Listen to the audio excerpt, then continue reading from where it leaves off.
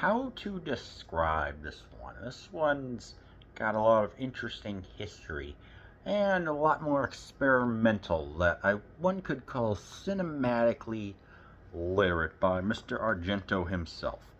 And very specifically, Four Flies on Grey Velvet. Roberto Michael Brandon is a young, handsome drummer playing in a rock band.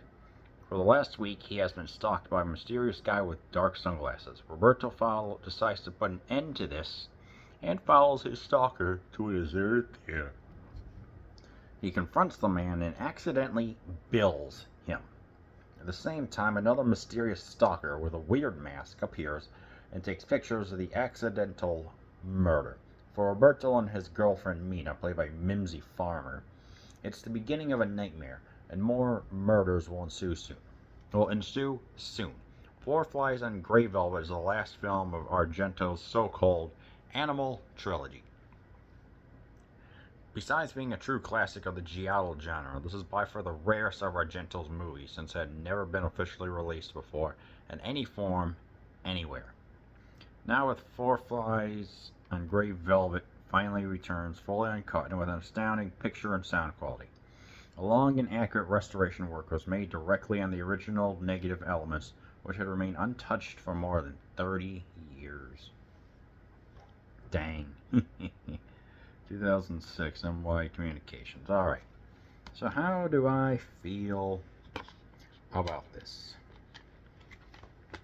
Well, with this being the Animal Trilogy, along with Bird with the Crystal Plumage that I reviewed in the Cat O' Nine Tails, which will be reviewed within time, I overall like this one. It's a little bit of Italian progressive rock, undershirts, long hair, and just editing styles that only make sense from a true legendary director. Let me explain. The mystery here is who done it. Of course, with all the twists and turns and unique camera angles that we're all used to. What this film for me tries to be is left in keeping the identity a secret enough, and you're just wondering, okay, who could it be? And you're thinking, I genuinely don't know. It could really be anyone. It's like why was this person eliminated over at a deserted theater? Why, what's going on here?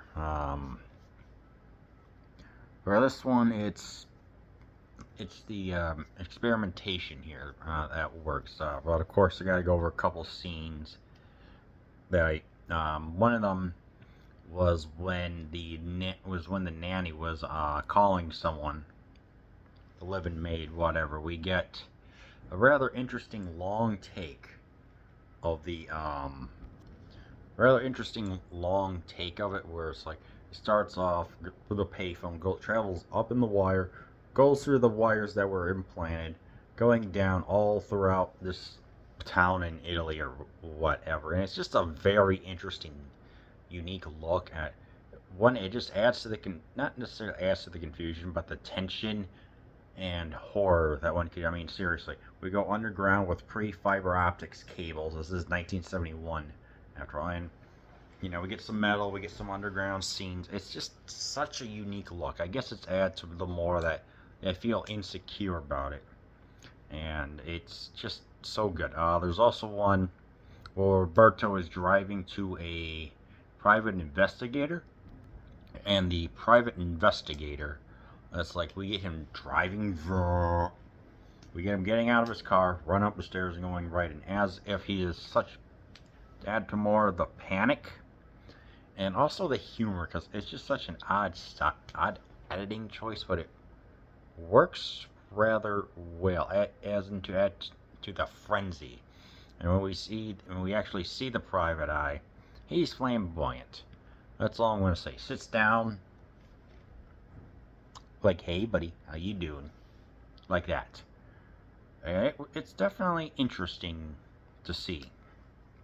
There's also one where for me, what was tense is that when the living maid was going to try and get the get the get the person who's causing all this, they meet in a park, and it's a very intense scene. I mean, she's running, she gets trapped in a very small narrow alleyway, just going in and out, running all throughout. It's intense. I mean, I'm just like, again, it adds to the claustrophobia and just more of the I guess you could say kind of Hitchcockian influence, just enough, but here mixed with Italian locales, and just the sense of there's a lot of stuff going on here that you just think,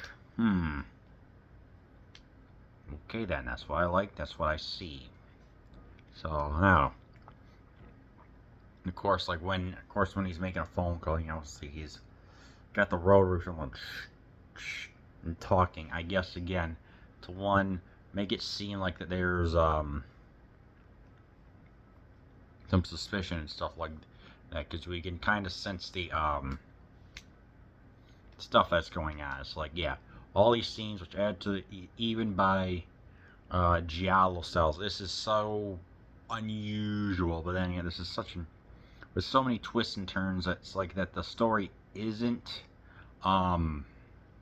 presented. It's not going to hand all the answers on a silver platter, I guess you could say. This is one where it's like a billing happens here, billing happens there, and ultimately he does get answered, but it's not like super duper straightforward. But you could, I guess, kind of tell something that's going on, but it's just adds more. It adds more to the overall unique, sui generis, Latin for unique, aspect of the movie. And in case you're wondering, Four Flies in Grey Velvet refers to Roberto's cousin when she gets eliminated.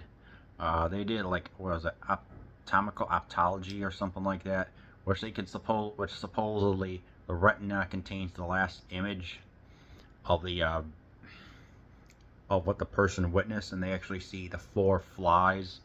The flies representing the paranoia of everyone, with Roberto and the wife and her and I forgot who the last character be, against the Velvet, which goes with the moody and I guess kind of cold atmosphere here, given the nature of the giallo especially. So that's what's going on, and ultimately when these flies happen, we get to see who the masked figure or the masked individual is.